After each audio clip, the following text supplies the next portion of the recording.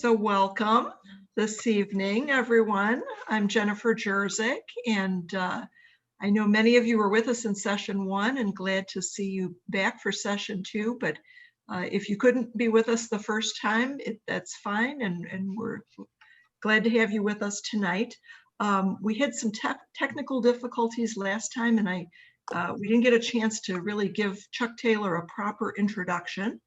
So I'm going to take just a couple minutes and do that. Chuck has a BA from Marietta College and a PhD from Boston College, and was during his college and post-grad years that he had a chance to study abroad 2 times. First with IES in Vienna, 1968-69. And then as a graduate student, he did another year abroad in 1973 as an independent scholar, completing a doctoral dissertation in Brussels. His thesis director was Jacques Tamignot of the Université Catholique de Louvain. And that was really when Chuck's serious interest in wine started, when he was a student in Brussels and had a little more time to explore.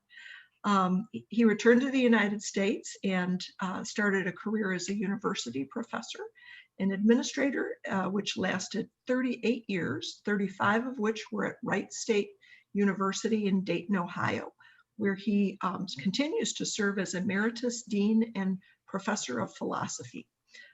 His scholarly interests are in the intersection between philosophy and literature. He began teaching wine appreciation classes in 1975 and first published a scholarly essay on the aesthetics of wine in 1988. In retirement, he's published 3 feature essays on the aesthetics of wine in a British quarterly magazine called The World of Fine Wine. Revised versions of those essays, plus another one, can be found in his ebook entitled Wine Journey, Tasting, Dwelling, Learning. And he plans to add to this collection of essays periodically, so you can always check back and see what else he has added. And we very much appreciate, Chuck, your coming up with the idea for this program, which it has a lot of popularity with our alums, and for hosting it.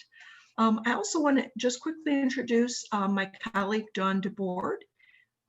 If you have questions, we now, I see, have 18 people participating. So if you're thinking of a question, you want to make a question, put your name in chat or raise your hand.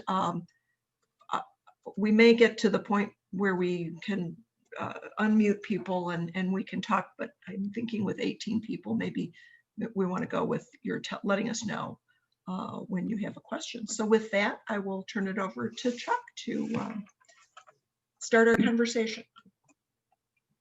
Okay, well, thank you, Jennifer, and good to see everybody here. So what we thought we should do this evening is really devote our time to having you share your experiences in this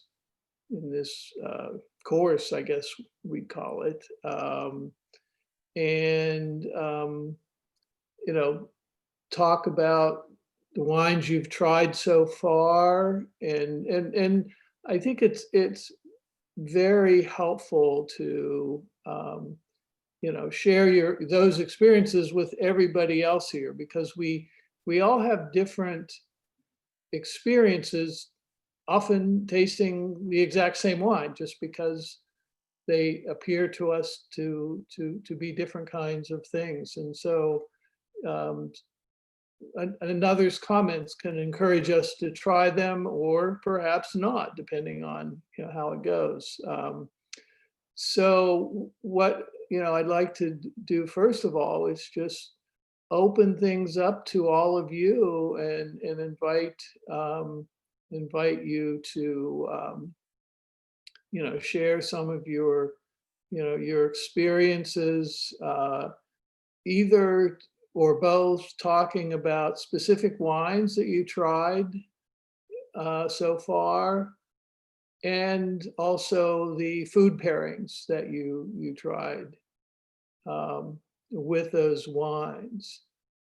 And if it's okay, I'd like to maybe start by asking Jeffrey Selleck maybe to share a couple his comments, because he posted some of those comments recently Yeah, on our. hi. Good evening. This is fun. Thanks. Nice of you to do this, and it's an interesting idea. Yeah, first of all, I went to the Freiburg campus in 1978, 79 for 2 semesters and had just a great life-changing experience. It was wonderful. I remember the mountains to the west, although I didn't pronounce them correctly. I thought they were known as the Vosges, not the Vosges, and it was kind of ignorant, but what the heck. Anyway, I tasted only 2 of the wines. The Trembach, which I thought was kind of a 3 out of 5, sort of simple. It was good. I thought it was super sour. I tend to chill my wines, so I think as they warm up, they're too cold to start. That's just something I need to be aware of. But as they warm up, they get a little more. You notice a little more on the nose, and initially I couldn't smell anything with that wine, but your emphasis on trying food with it, I think, made a lot of sense, because it was very good with several things. We sort of had a smorgasbord that night. I'm trying to recall. We had some salmon, cheese, crackers, and we grilled some peppers, and we had a leftover bratwurst. That they were all really good. I thought it did very well with the wine. I drink a lot of wine. I was kind of wondering, why is that the Riesling was, I think it was better with the food. And I think because it doesn't quite compete with it. It doesn't overpower it. It seems to complement it better. And then the other one I tried was this one. I couldn't find any others. What is this one? The Lucien Albrecht Tradition. It was in place of the Willem, which I couldn't get. And I'm liking this one a whole lot. I mentioned in my notes that, right away I could smell some perfumey smells. That was great. I thought I tasted a little bitterness right at the start, but as I had a few sips, a couple, 3 sips, that went away. And I'm thinking that could be, I don't know how much tannin white wines have in Germany, but that would explain the bitterness, and that would also kind of explain what I noticed in some other tasting notes about structure to the wine, which usually is code for tannin. So I don't know, but I like this one, the second one, better. I don't remember the cost difference. It wasn't very different. They both seem to be pretty reasonable. And I really haven't tried it with much food, but anyway, that's about it. So just, Jeff, just a quick comment. I read your comment, and I stumbled upon a recommendation specifically about the Trimbach, that someone said serve it at 12 to 14 degrees centigrade, which turns out to be 55, 56, 57 degrees. So if you pull it out of the fridge at probably 40. Yeah, 40, mid 40s probably. So it was a bit cold. But it would be a little bit too chilly. And they really right. do. Well, that's a good tip. Yeah. And is Henry on this? Is Henry signed in to this evening? Henry Reed? He's waving at you He if is, you're in he's gallery waving. view. And do you want him to unmute? Yeah, Okay. Yeah, here. Do you want to ask to unmute? There you go. There you go. All right. Hello. Hello. So I tried two. I never got around to the third. I tried two of the wines, but really I was kind of focusing more on the food pairings and trying to get sort of. I like the idea of the smoked fish, and I have to say, for me, I got kipper snacks and smoked oysters, and I feel like those went better than anything else. Like those went absolutely amazingly with both Rieslings that I had. Honestly, both the Rieslings I had were both a bit unremarkable, but they were fine. They weren't bad. Like I had Trimbach Riesling, the basic one, 2017. Yeah, even like I tried to not chill it that much, tried to go around the 50 degree mark, and it was fine, but yeah, I'd have to say it's unremarkable. Also had the Pierre Spar Grand Reserve, which I know somebody else had also tried, and I thought it was better than the Trimbach, but still kind of like, I mean, it was basic, but I mean, neither one was bad. They're both good wines, I think. But for me, it was the food. And so I went with sauerkraut, kipper snacks, smoked oysters, and French goat brie, which, like, my local Ralph's carries just lots of cheeses, so that was very easy to find that. But yeah, I felt like the goat brie was, I mean, honestly, the wine didn't really do much with it because brie's kind of like not a strong flavor, as kind of Jeffrey was talking about, not as strong of a flavor. And so it was just kind of like, it was good together. It was fine, but it was the smoked fish that seemed to go really well. Something about the smokiness, I don't know, but something about the smoked fish seemed to really just, they complemented each other and brought each other both out. Like I felt like there's more, like immediately more flavor to both wines. Like, and then in the food that sells, it felt like it enhanced the flavor, really brought out like kind of the, I'm not sure what type of flavor to describe it as, but it's like the way the oysters, the fishiness, it's a slightly different flavor with the oysters than with the kipper snacks, which I feel like if I had a pate, that probably would have been a similar thing. I think pate would probably work really well with the Rieslings. Yeah. I noticed that was among the recommendations, but yeah, for me, it was really like, because I didn't go for any of the kind of exceptional level wines. I went for sort of the mid-range, but I wanted to see how well they went with foods. And I felt like, yeah, the smoked seafood and the smoked oysters. And I feel like also like a pate, something, the kind of umami of, I mean, the Japanese term, just of those types of foods really paired well with the kind of subtleness, really. I mean, I'd call the wines, the Rieslings, both Rieslings, way more subtle than I expected out of a Riesling. Because Rieslings, yeah, I'm used to sweet Rieslings out of Germany. So this is the first time I'd ever had a French Riesling. So, but yeah, those are my thoughts. Like I said, I was kind of focusing more on the food, and I feel like I found something really special in the pairings. But yeah, I mean, I'm really curious about what everybody else paired with the wines. okay, who's next? Don't be shy.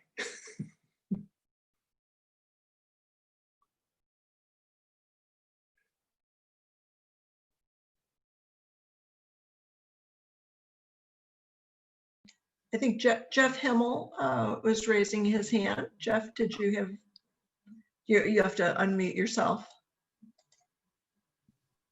Yeah, hi. Can you hear me? We can. Yes. Okay. Sorry, I wasn't sure if I could unmute myself or if I had to be unmuted, which that's part of my home rules. In any event, Henry, I don't know if you were in Freiburg. I was in Freiburg. I was actually there the same year that Jeffrey Selleck was there. I spent a lot of time drinking the wines on the German side of the border, most notably from the Kaiserstuhl, and always had a fair amount of wines from Alsace. And the cool thing is that, you know, you basically have all the same grapes. You know, also smoked fish, a cheese. If I have the Gewürztraminer, I would have that with, you know, more like Asian food. I went to my basement and I pulled out a Domaine Weinbach, which was one of the recommendations. Chuck, it actually says, what does it say here? Alsace Grand Cru. I didn't even know that was a thing. Yes, it is. This one is from 2007, and it is just, I mean, it's just, it's sweet, but it's so, I don't know, I hate using wine words, but complex. I mean, it's just a lot of things happen in your palate as you drink it, and I'm having a lot of fun with it. So I can't be more sophisticated because I'm just not a sophisticated wine drinker, but I like it very much. Does it say anything else on the label? It must say it's a Riesling, right? It's a Riesling Schlossberg. Schlossberg. And Okay. it says Cuvée Sainte Catherine. Ah, Then Alsace Grand Cru and Domaine Weinbach. okay. That Weinbach makes 4 different wines from the Schlossberg, and they're all Grand Crus. And the one you have is the absolute top quality. So you're drinking. It's been there in my cellar for so long, and I've had other wines more or less from the same age that turned, and I figured I would open this up, see if it's okay. It was just fantastic. I've visited Domaine Weinbach. Had a tour, and that's when I bought it, and it does not disappoint. No. Well, I'd be curious to have your perspective as to what you think are the differences between the wines on either side of the Rhine. I know the Germans always used to tell me that, well, the German wines get the evening and longer sun, and you know, and then the terroir of the Kaiserstuhl, the volcanic ashes and stuff. But I figured that was kind of, you know, trying to create a narrative. I don't know.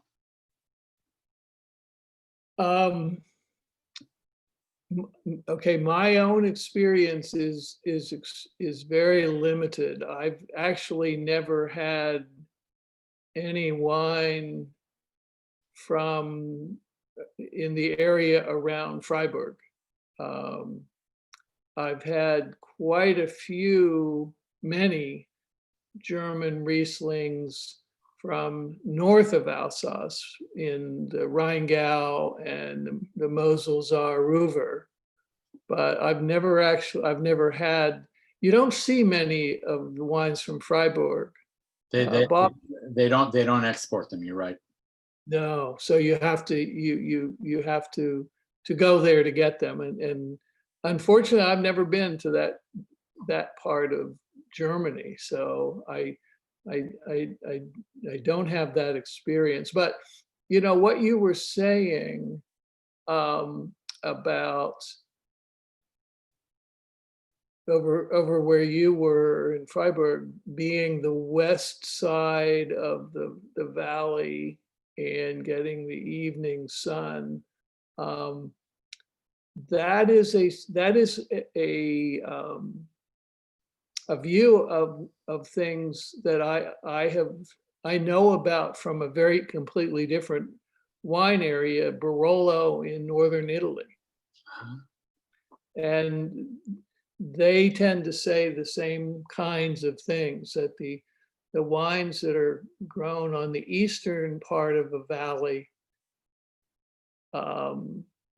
tend to be a little bit lighter and a little bit more quickly maturing because they don't get as the long sun that that happens on the west side because of the afternoon sun.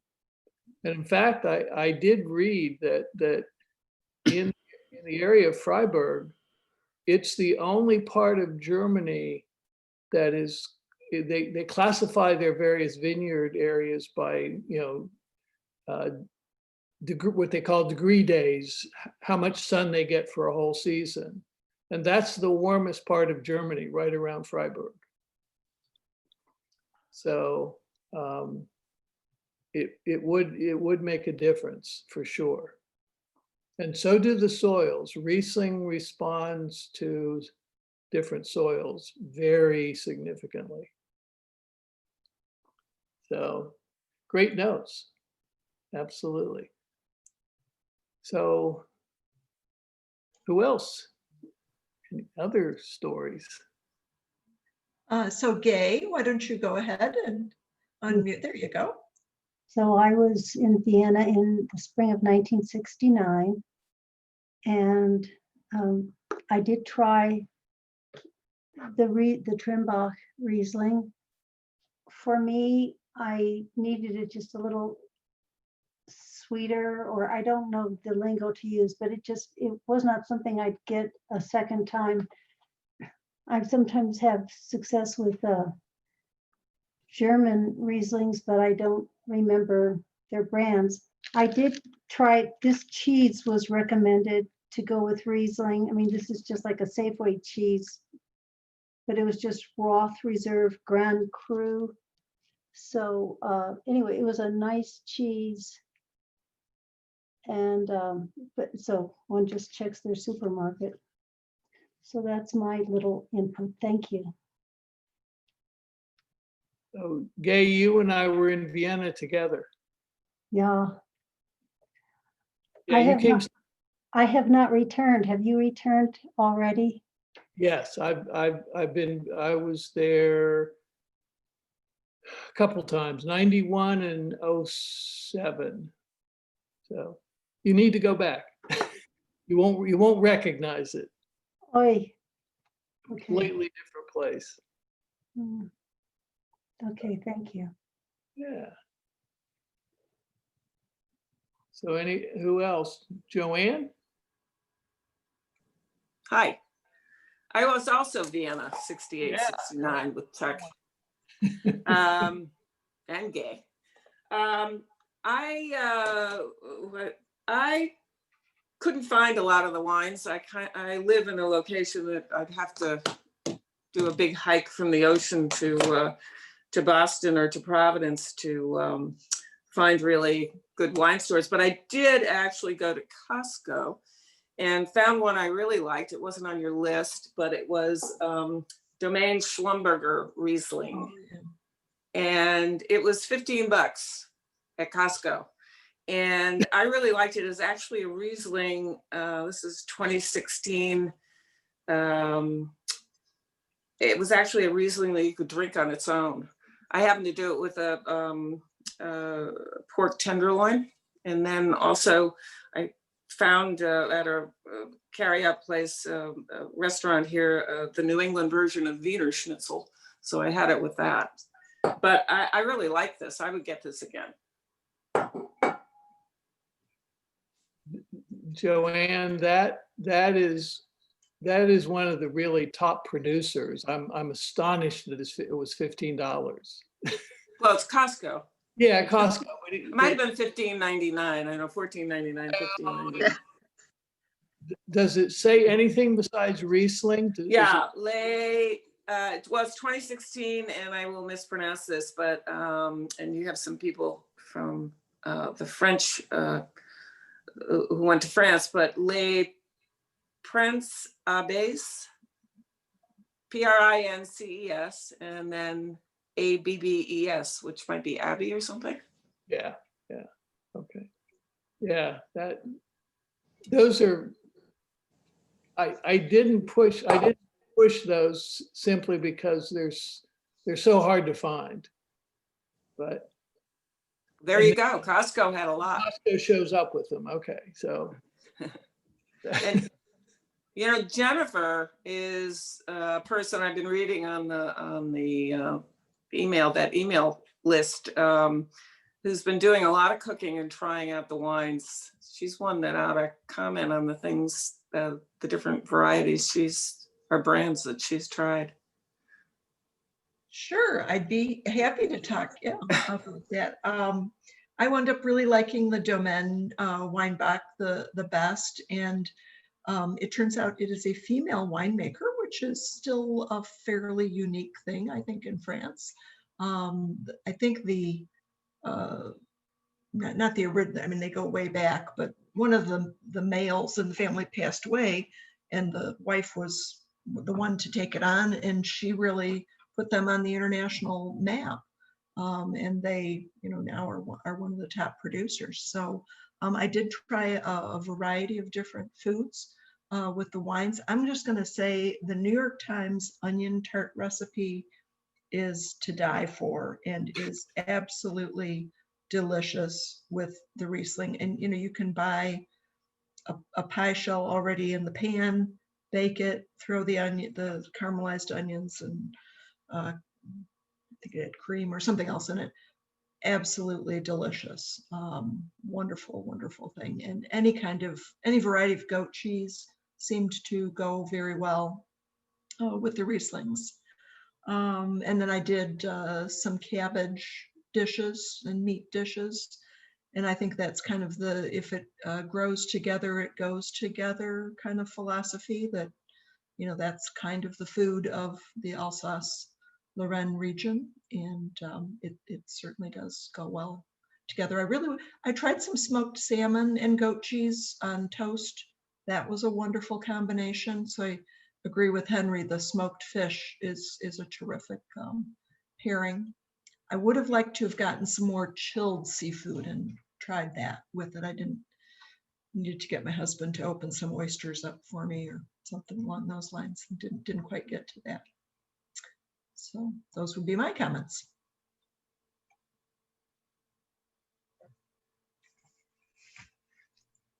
You know, Jeffrey made a comment that I think is maybe go back to here, and that is, especially with the very introductory level Alsatian Rieslings, they don't have a huge amount of individual character.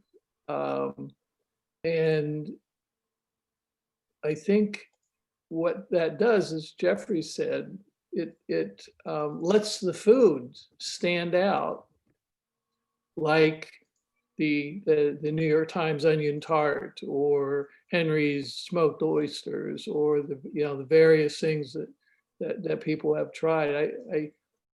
I do think these really are food ones.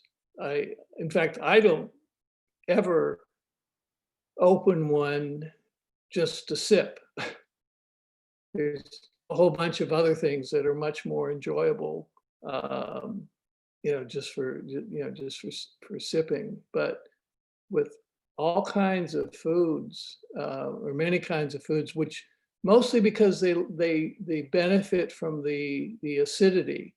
You know, Gay commented that the Trimbach, I think it was the Trimbach you said, was really too tart, and they are. They really are very tart. But you get fish with them, or cheese, a quiche kind of thing, and they really become absolutely perfect. But sort of, quietly, they don't compete.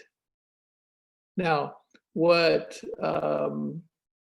that 07 Domaine Weinbach Grand Cru, I would want the simplest food I could find to go with that, because that wine has to be glorious.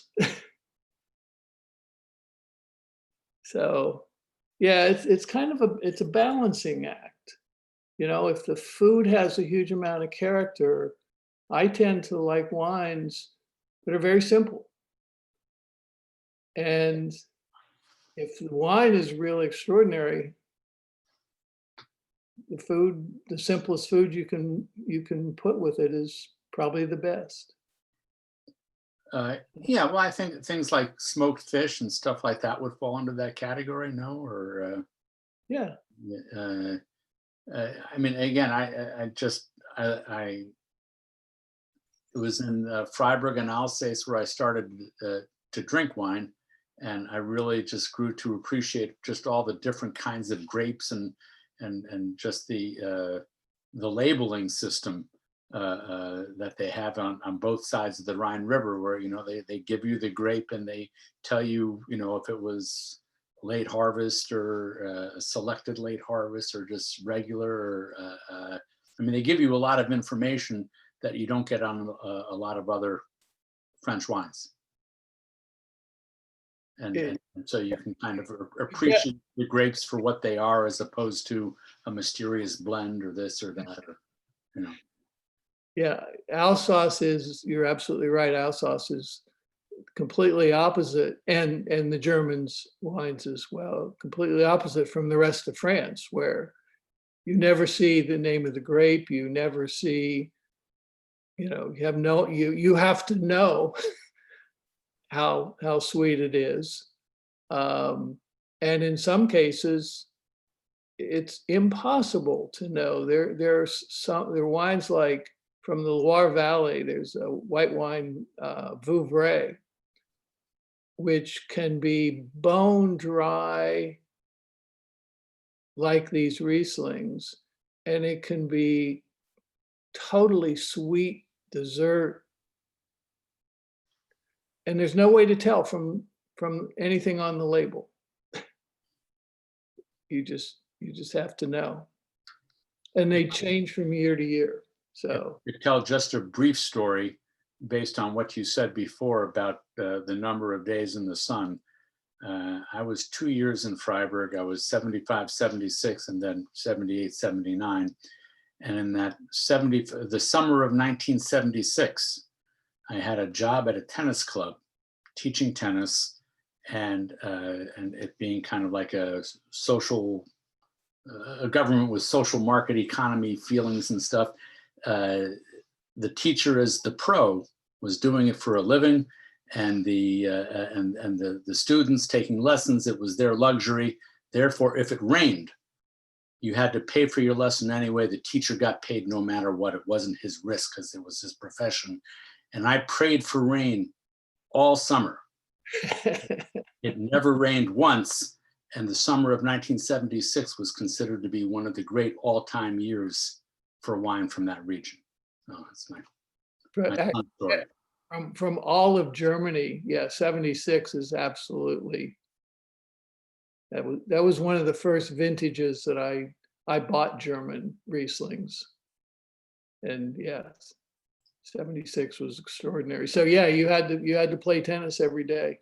I have the scars.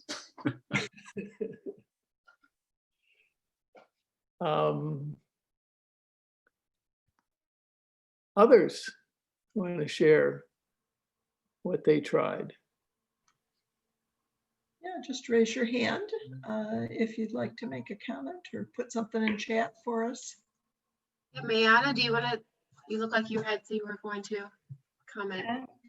We can share. So I was in Nantes in 2009 and recently dragged my boyfriend to Alsace because I wasn't able to visit there when I was studying abroad. We had this Riesling a few days ago. It's the 2015 Rosenborg Blanc. And I think we had it with homemade Japanese food. So we ground chicken and some soy sauce and ginger. And I thought it paired really well. I think the notes from this were like petrol. And I know every time I taste a Riesling, I get these, I feel like I salivate right here. You can feel the acidity in your mouth. And I remember feeling this with this wine as well. What do you think, Chris?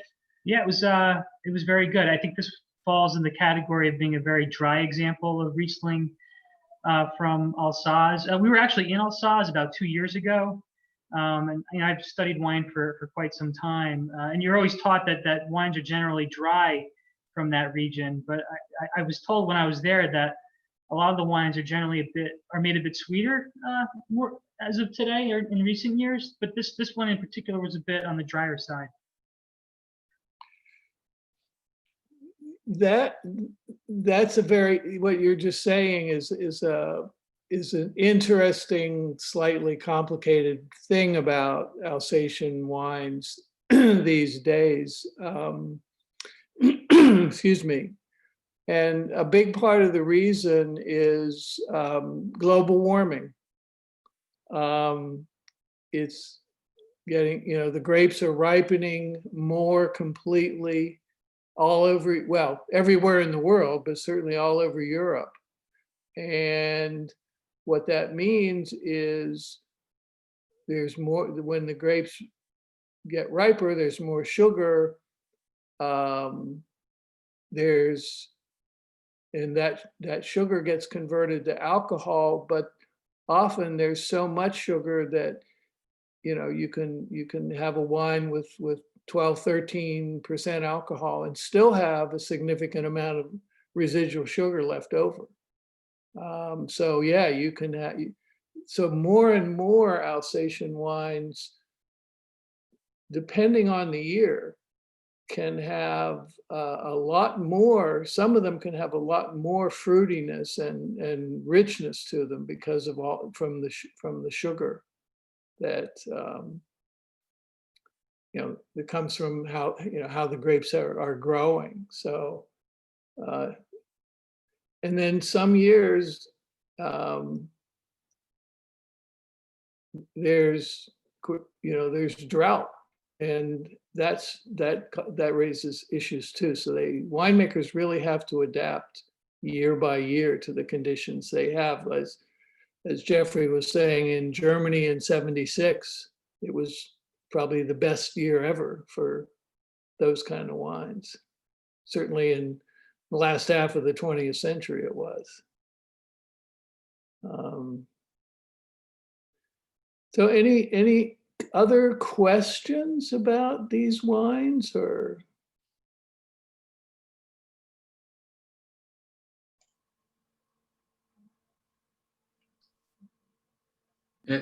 If I might? Yeah. How would you compare these wines, let's say, with wines from the same grapes in North America? I'm thinking, I guess, Washington or Oregon. Maybe the Finger Lakes in New York.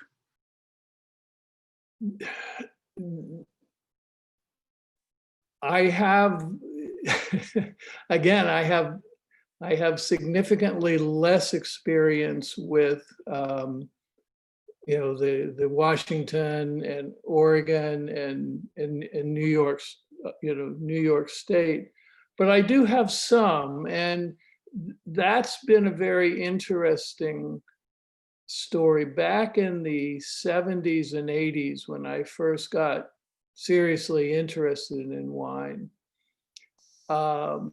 there was, I remember one quite famous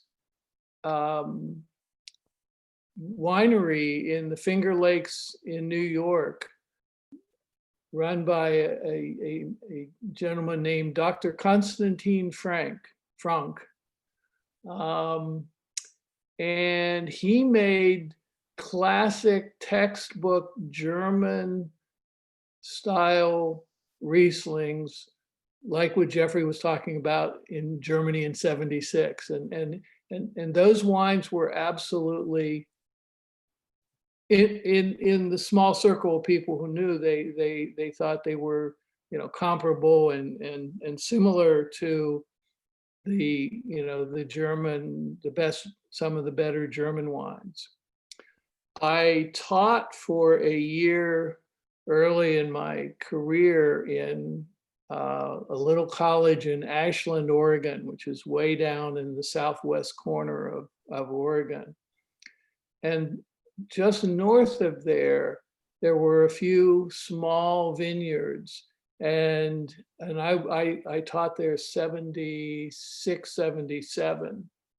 And there were a couple little wineries there. One was called Erie, and they were making what I thought were competitive wines in terms of style, just like the German wines I could get from the Mosel or from the Rheingau. Same, they were making low alcohol,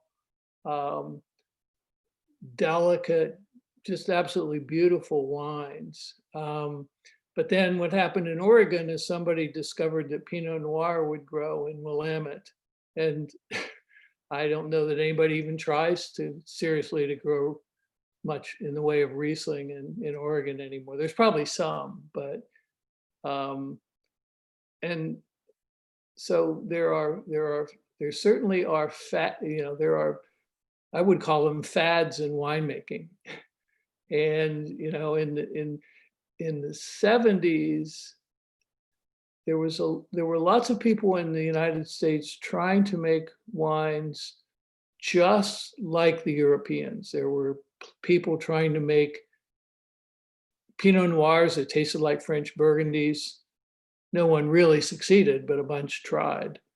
And of course, they were trying to make Bordeaux's out of Cabernet, and there was a place in California called Chateau Saint Jean. They're probably still there. And they tried to make German style Rieslings. But the climate was too good and the grapes ripened too much. And they were sort of overbearing. They didn't have the delicacy that the Germans did. So I think in the end, my answer to your question would be more in lines of what people eventually figure out is, even if you have the same grape and you take it to a different location, the best thing to do is figure out what that grape does best in that location and not try to imitate other places.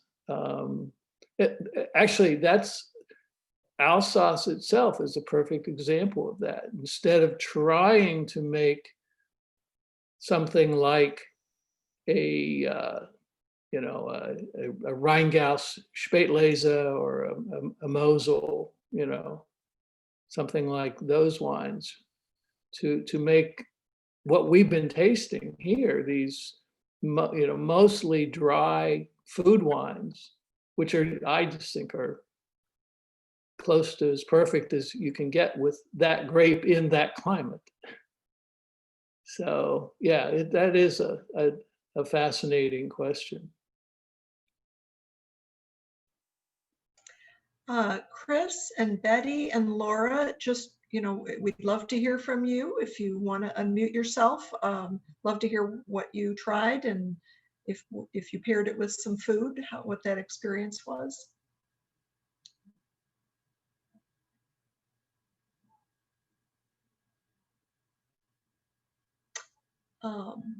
Chuck, maybe you want to talk a little bit about, let's see, you were going to talk about winemaking styles, maybe and a little bit about terroir. Oh, here, Betty. Oh, yeah. Betty, I'm glad you unmuted. We'd love to hear from you. Yeah, can you hear me? Yes. Yeah, can you hear me? Yes. We can. I did. I studied in Freiburg in 67 and 68. So I very well remember the wines of the Kaiserstuhl. I remember a Weissherbst. It was a rosé wine.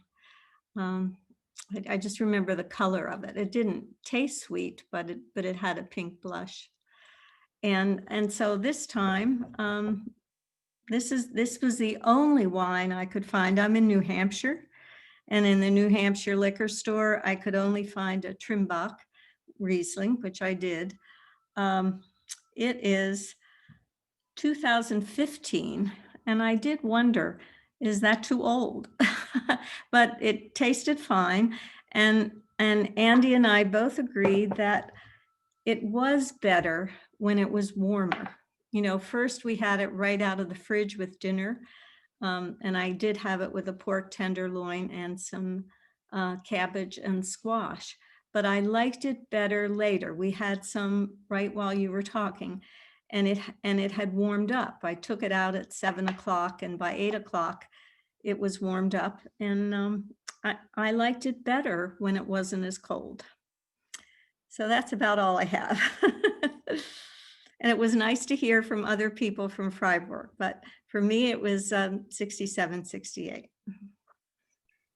So just to very quickly answer your question, I don't think 2015 is too old at all. No. Even an entry level like the Trimbach will actually improve in the bottle for 6, 7, 8 years. And when I say improve, partially what I mean is they actually develop a little more flavor, comes out over time.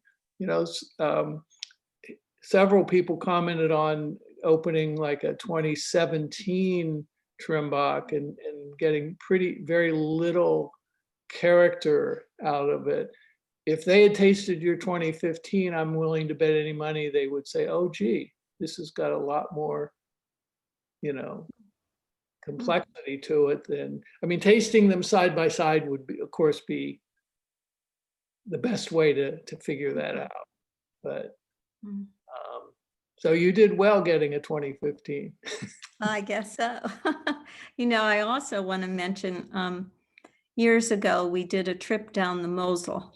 And what I really liked was that you could go town to town and go to a little Weinstube, and they would tell you, okay, this wine came from this area of the vineyard at this particular point. You know, I mean, they were so specific, and the Weinstube, and they would have so many different wines, and it would be, okay, it was, the grape was picked early or it was picked late, it was picked on this side of the hill or that side of the hill. I felt that it really taught us a lot about wine, just going to those little wine towns.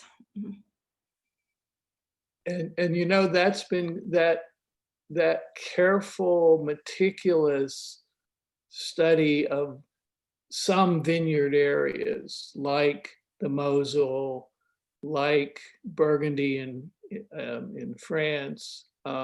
That's been going on for 1,000 years. Literally, I mean, easily 1,000 years.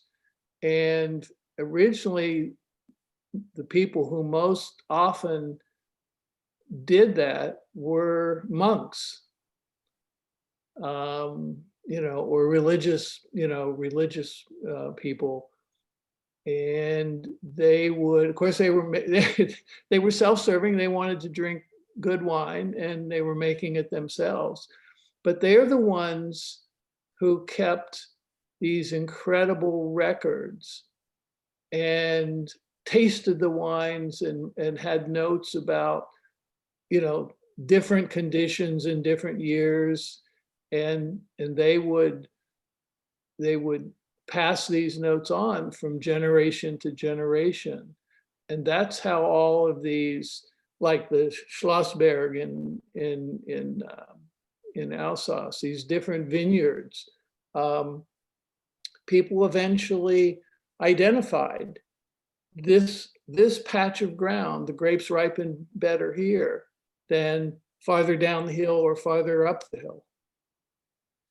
Or, you know, and that's why we have today, that's why we know about these famous vineyards. So yeah, you had a very good, that would be a great thing to you know, get that information about those vineyards.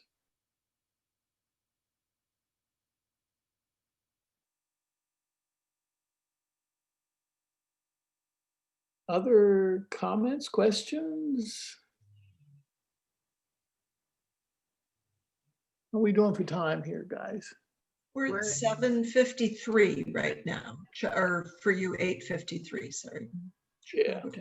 If no one else has anything at the moment, I remember tasting wines at a winery west of Freiburg. I guess what I gather from hearing some of you speak that it wasn't across the border in Alsace. It must have been in the Kaiserstuhl area. And it was called Achkarren. And the type of grape was Müller-Thurgau, I guess. Yeah. It was great. Really enjoyed it. A funny thing, or not so funny, was I bought a few bottles to go home with, and they packaged them up in a beautiful cardboard box with a handle. When I got back to Freiburg, it was raining really hard. And I guess I was walking or running back to try to get out of the rain, and the light turned green. I went across the pedestrian crossing, and I swung my arm, and the handle broke, and the wines fell to the ground. I picked them up, and they were all broken, and all this golden liquid was flowing out, and the car lights were on me, and it was so sad. But anyway, I remember that grape, and I'd like to taste it again.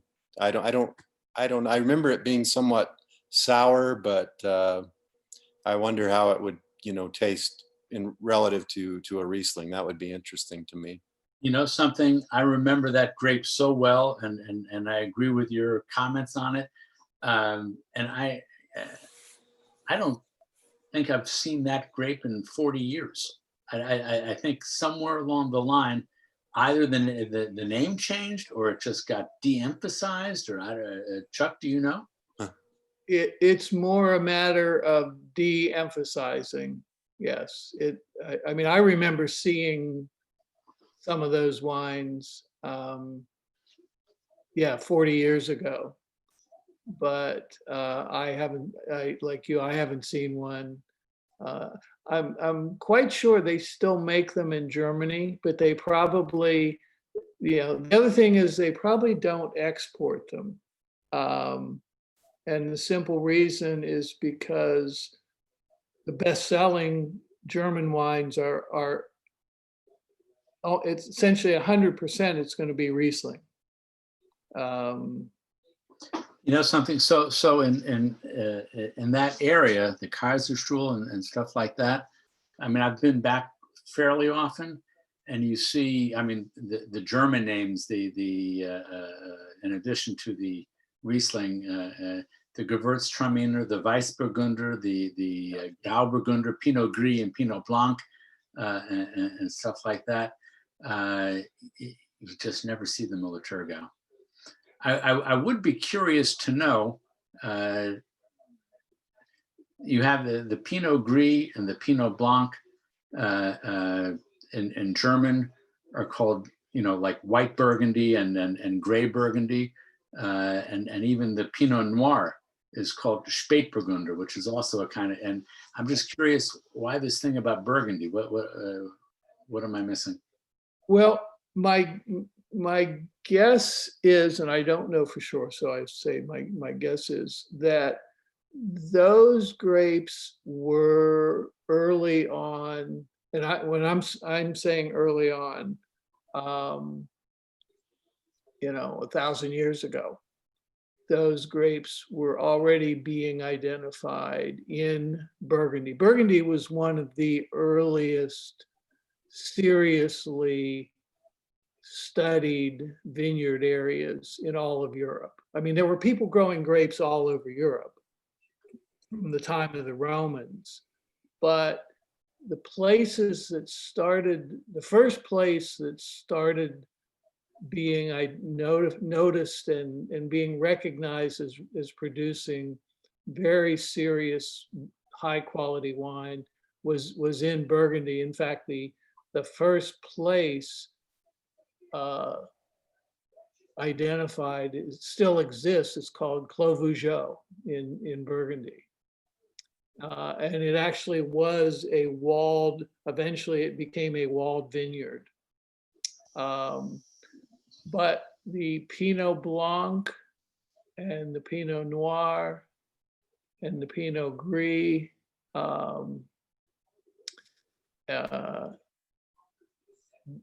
Those grapes that ended up, being grown in Germany because the climates are surprisingly similar. It's close to the most difficult place, especially back then, to get those grapes to ripen. But when they do ripen, they make extraordinary wines. I believe it's true that there's quite a bit more Spätburgunder around Freiburg. There is a tiny bit of Pinot Noir in Alsace, but you really have to go looking for it to find it. There's a lot of Pinot Blanc in Alsace, but almost all of it, you very seldom do you see it bottled as such. Actually, most of it goes into the Cremante Alsace, the sparkling wine.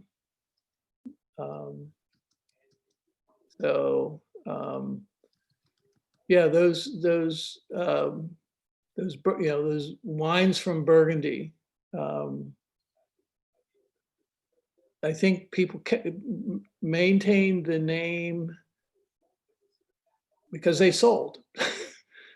People it was marketing 1,000 years ago. Still true. So Just quickly, I have to go, but thank you, Chuck. Thank you, Jennifer. Wonderful session. Thank you so much. Good to see you, Jeff. All right. Jody, do you want to kind of wrap us up here as we hit the top of the hour?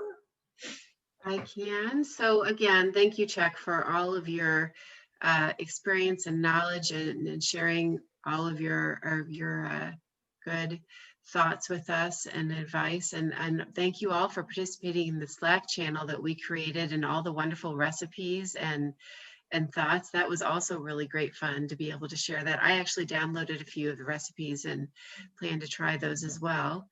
So I do want to say that Giving Tuesday is coming up, Tuesday, December 1st. We would love it if you all wanted to take a look at what we are working toward that day. Don, my colleague, has created some wonderful emails and some student video stories. And so those will be interesting to see. And we would love for you to participate in the success of the day on behalf of scholarships. And in the meantime, best wishes to you all for a safe and wonderful Thanksgiving. And we're so, so glad that you all could join us tonight. Thank you again, Chuck, and thank you for everyone attending. Thank you. Thanksgiving to everyone. Wonderful. Bon appetit. That was fun. Thank you. Thanks, Chuck. Bye-bye. thanks, everybody. Bye-bye. Bye. Bye-bye. Cheers.